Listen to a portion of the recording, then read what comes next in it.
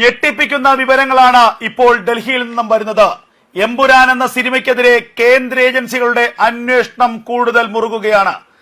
Empuraan cinema നിരോധിക്കാനുള്ള നീക്കമുണ്ടാകുമോ എന്നുള്ളതാണ് കാത്തിരുന്ന് കാണേണ്ടത്.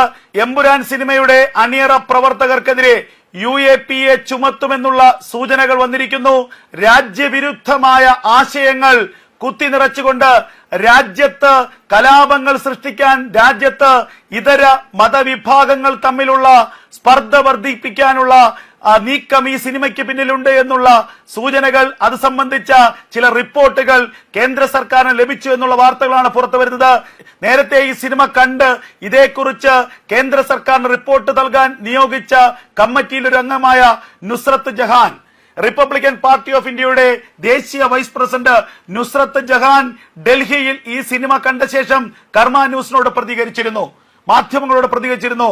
അപ്പോൾ നുസ്രത്ത് ജഹാൻ വളരെ കൃത്യമായി പറയുന്നു, രാജ്യത്ത് ഈ സിനിമ നിരോധിക്കണം, ഈ സിനിമ രാജ്യവിരുദ്ധമാണ്, ഈ സിനിമയിൽ ഭീകരവാദവും രാജ്യത്തിനെതിരെയുള്ള ദേശവിരുദ്ധ കാര്യങ്ങളുമാണ് കുത്തിനിറച്ചിരിക്കുന്നത്.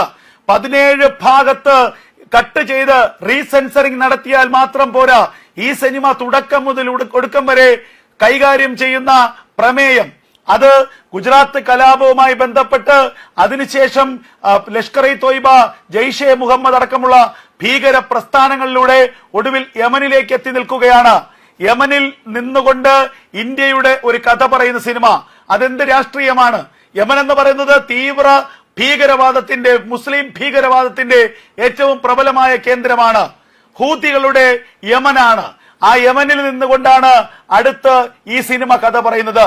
അപ്പോൾ ഈ സിനിമ കേവലം കേരളത്തിലെ രാഷ്ട്രീയമോ ഇന്ത്യയുടെ രാഷ്ട്രീയമോ അല്ല പറയുന്നത്, മറിച്ച് ഒരു ഇന്ത്യ മറക്കാൻ ആഗ്രഹിച്ച ദാരുണമായ ഒരു ദുരന്തത്തിന്റെ, ഒരു കലാപത്തിന്റെ ഓർമ്മകൾ വീണ്ടും കുത്തിപ്പൊക്കിക്കൊണ്ട് അതിൽ തന്നെ ഒരു മതവിഭാഗത്തിനെ വില്ലനാക്കിയും ഒരു പ്രത്യേക മതവിഭാഗത്തിനെ ഇരയാക്കിയുമൊക്കെ വക്രീകരിച്ച് ചിത്രീകരിക്കാനുള്ള ശ്രമമാണ് എമ്പുരാൻ നടത്തിയത്. ഇത്തരം ഒരു ചിത്രം രാജ്യത്ത് പ്രദർശിപ്പിക്കാൻ പാടില്ല.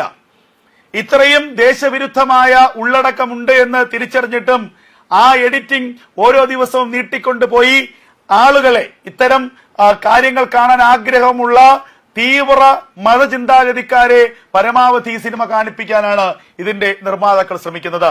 അതുകൊണ്ട് തന്നെ ഇത് കേന്ദ്ര സർക്കാരിന്റെ സജീവമായ അന്വേഷണ പരിധിയിലാണ്.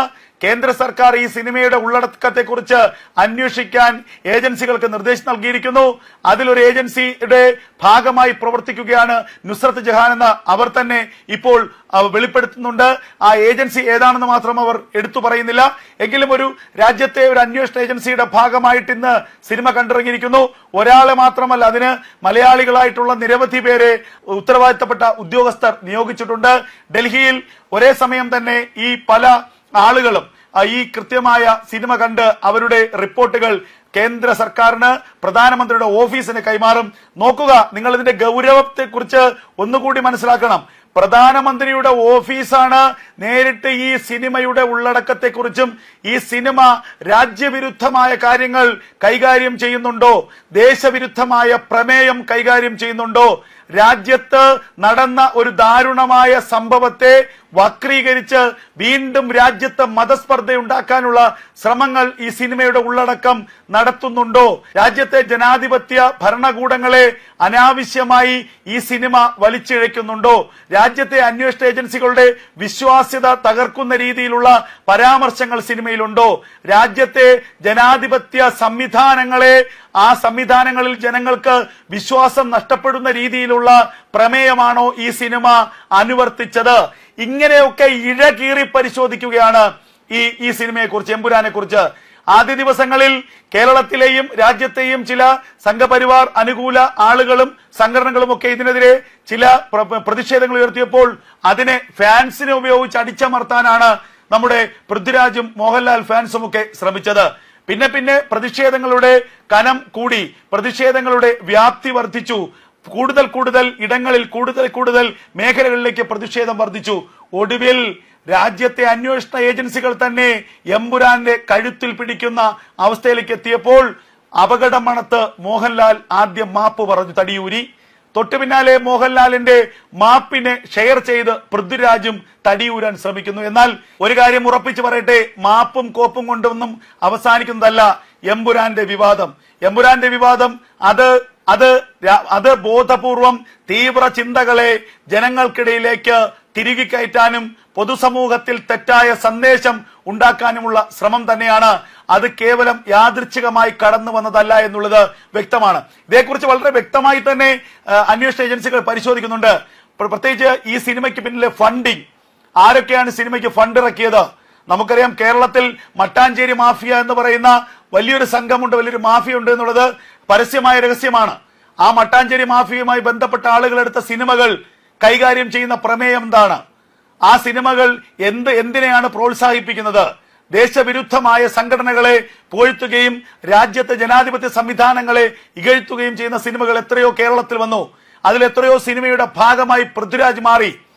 രാജ്യത്തെ അന്വേഷണ ഏജൻസികളെയും രാജ്യത്തിന്റെ നിയമ സംവിധാനങ്ങളെയും ഒക്കെ അപഹസിക്കുന്ന എത്രയോ സിനിമകൾ അടുത്തിടെ പൃഥ്വിരാജിന്റേതായി വന്നു. ഈ സിനിമകളുടെയൊക്കെ പിന്നിലെ ഫണ്ടിങ് ആരാണ്? അത് കൃത്യമായി അന്വേഷിക്കുന്നുണ്ട്.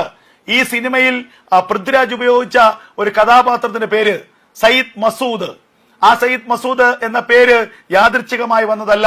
മസൂദ് അസറിന്റെയും ഹാഫിസ് സയ്യിദിന്റെയും ഈ രണ്ടുപേരും ലഷ്കർ ഇ തോയ്ബയുടെയും ജെയ്ഷെ മുഹമ്മദിന്റെയും ഭീകര തലവന്മാരാണ്.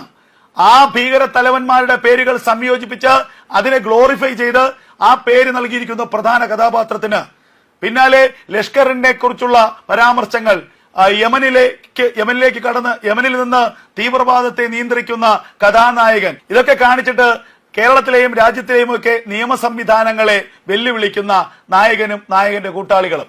അപ്പോ ഇത്തരം ഒരു സിനിമ രാജ്യത്തുണ്ടാക്കുന്ന ആ ഇമ്പാക്ട് അത് കേന്ദ്ര സർക്കാർ ഗൗരവത്തോടു കൂടി തന്നെയാണ് ഇക്കാര്യത്തിൽ വിലയിരുത്തുന്നത്.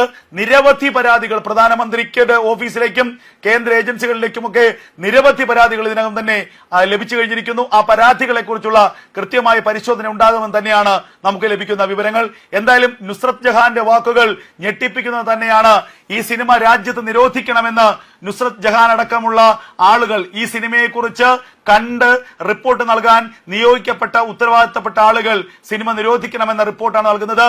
അതിനു പിന്നാലെ UAPA അടക്കമുള്ളവ ചുമത്തി ഇതിന്റെ അണിയറ പ്രവർത്തകർക്കെതിരെ കേസെടുക്കണമെന്ന ആവശ്യം ശക്തമാകുന്നു.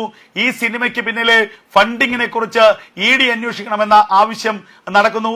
ഈ സിനിമയ്ക്ക് പിന്നിൽ പ്രവർത്തിച്ച വൈദേശിക ശക്തികൾ ഉണ്ടെങ്കിൽ, അല്ലെങ്കിൽ തീവ്ര നിലപാടുള്ള സംഘടനകളോ വ്യക്തികളോ ഉണ്ടെങ്കിൽ അവരുടെ മുഖം മൂടി പുറത്തു കൊണ്ടുവരണമെന്ന ആവശ്യം ശക്തമാവുകയാണ്. ഈ എമ്പുരാൻ എന്ന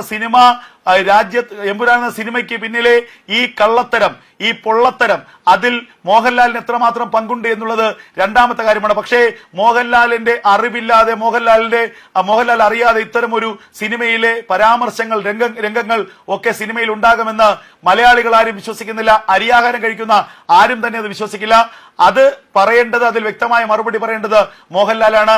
കേവലം രണ്ടുവരി ഒരു മാപ്പിലൂടെയോ മലയാളികളെ അങ്ങ് സോപ്പിട്ട് പുകഴ്ത്തിയെടുത്ത് രണ്ടുവരി പറയുമ്പോഴോ ഈ വിഷയത്തിൽ നിന്ന് പിന്മാറുന്നവരല്ല മലയാളികൾ. ഈ എമ്പുരാൻ വിവാദം കത്തിപ്പടരുക തന്നെ ചെയ്യും. ഈ വിഷയത്തിൽ ഉപ്പ് തിന്നവൻ വെള്ളം കുടിക്കുമെന്ന കാര്യത്തിൽ ഒരു തർക്കവുമില്ല.